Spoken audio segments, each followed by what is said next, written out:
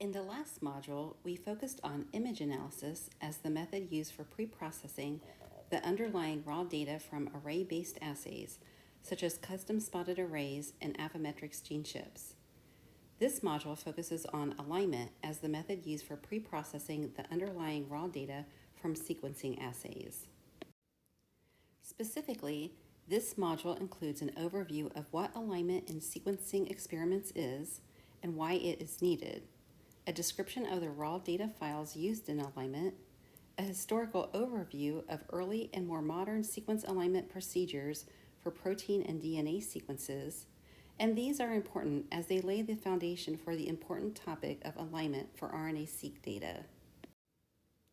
All methods, including DNA-seq, ChIP-seq, RNA-seq, and copy number variant-seq, or CNV-seq, are dependent on correct alignment of the sequence to a reference genome. For RNA-seq, ChIP-seq, and CNV-seq, the first step is to align sequences to a reference genome, or more explicitly to a reference set of transcripts. The analytic workflow for sequencing assays follows three basic steps. In the first step, the sequencing machine generates the raw sequencing data. As a reminder, sequencing technologies were covered in the biological background module. In the second step, you align the reads to a reference genome, or to each other in the case of de novo assembly. This is the topic for this module. In the third step, the aligned reads are used to estimate transcript abundance. First, we need to understand the raw data output from the sequencing machine. Recall that there are different assays. Some sequence 50 base pairs, some 100 base pairs, others 150 base pairs, or even longer. The sequencing machine produces a file that includes hundreds of thousands of sequence reads, each of which are of the length of the assay. A simple example of one read in FASTA format is given here. The FASTA program was originally created for protein sequence similarity searching, but was later adapted for DNA.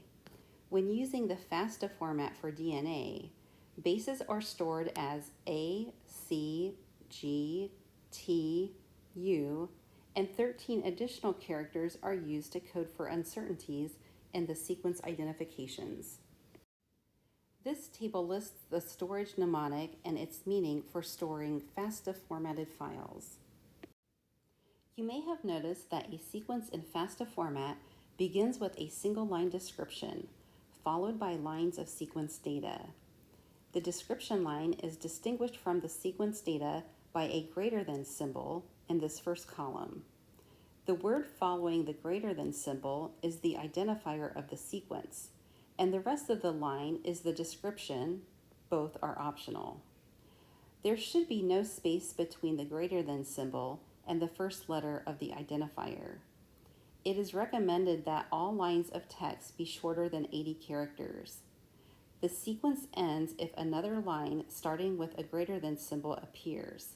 This indicates the start of another sequence. Ordinarily, we align reads that are stored in FASTQ files. FASTQ files are similar to FASTA files in that they store simple sequence data, either nucleic acid or protein, in text format along with corresponding quality score. A FASTQ file normally uses 4 lines per sequence. Line 1 begins with an ampersand character and is followed by a sequence identifier and an optional description. So this is similar to a FASTA title line. Line 2 is the raw sequence letters. Line 3 begins with a plus character and is optionally followed by the same sequence identifier or any description. Often line 3 is simply blank. Line 4 encodes the quality values for the sequence in line 2 and must contain the same number of symbols as letters in the sequence, where the value of quality for each base is represented by some ASCII character or symbol. A FASTQ file containing a single sequence might look like this. Of course, FASTQ files usually store thousands of reads, and each read has 4 lines of information associated with it.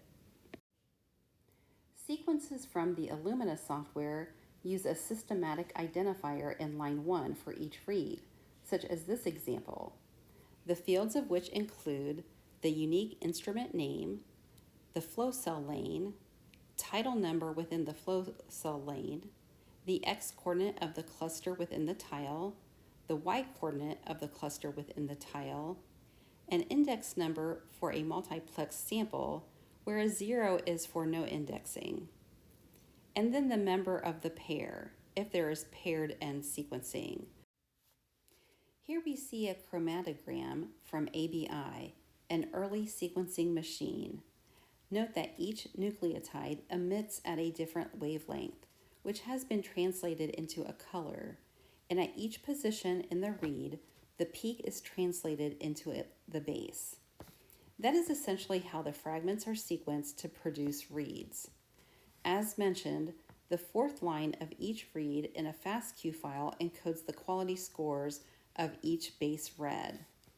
The FRED software was developed for base calling and provided more accurate base calls from ABI's chromatograms than the software that was actually developed by ABI's own engineers. In addition to improved base calling accuracy, the FRED program assigns an error probability associated with each base. This FRED score has become the standard accuracy measurement for all types of DNA sequencing.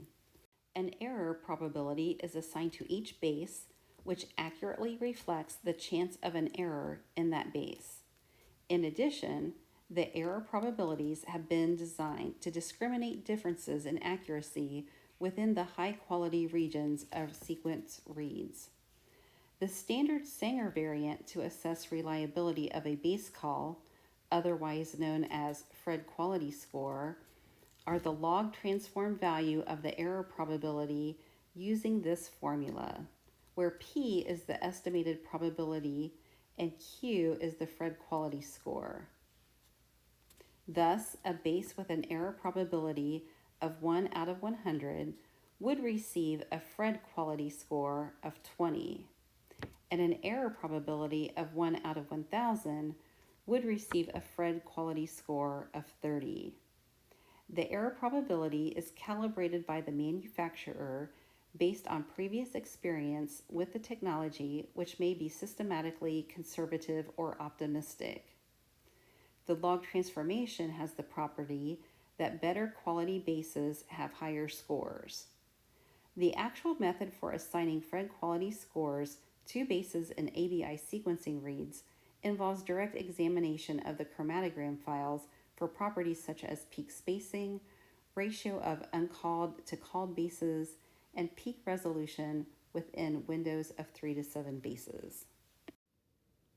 The Solexa pipeline, that is, the software delivered with the Illumina Genome Analyzer, used a different mapping, encoding the odds, or the probability divided by 1 minus the probability, instead of the probability P, as noted in this quality score equation.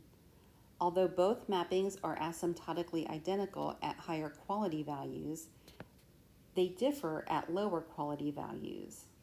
That is, approximately P greater than 0.05 or equivalently for Q less than 13. The relationship between the Sanger and Solexa quality scores can be seen in this figure, where the probability of an error is on the x-axis and the FRED quality is on the y-axis. Again, both mappings are asymptotically identical at higher quality values as seen in this region, while they differ at lower quality levels as seen in this region. As a cautionary note, when performing alignment, be familiar with the platform from which the reads were derived, because different manuals from Illumina say different things about which quality score they are actually using. The Sanger format, and some versions of Illumina, can encode a FRED quality score from 0 to 93 using ASCII characters 33 to 126. Although in raw read data, the FRED quality score rarely exceeds 60. Higher scores are possible in some assemblies or read maps. For raw reads, the ranges of scores will depend on the technology and the base color used, but will typically be up to 40. When Illumina chemistry changes resulted in reported quality scores of up to 41, various scripts and tools broke because they were expecting an upper bound of 40 on quality scores. So why do we care about Phred quality? Once Phred base-by-base quality scores for sequence reads are available, it is possible to use quality as criteria for sequence assembly software. For example, trimming can be based on the average Phred score of the bases in a window. Typically, automatic trimming algorithms use a sliding window, for example, 10 to 20 bases, where bases are trimmed from both the 5' and 3' end of each read until an average Phred score of adequate quality, that is, greater than or equal to 20, is reached. Phred scores are also used to provide an overall quality control metric for an entire sequence or set of sequences, such as average Phred score or percentage of bases with a Phred score above 30. Bases with Phred scores above 30 are generally considered to be of high quality, and values below 20 are considered poor quality.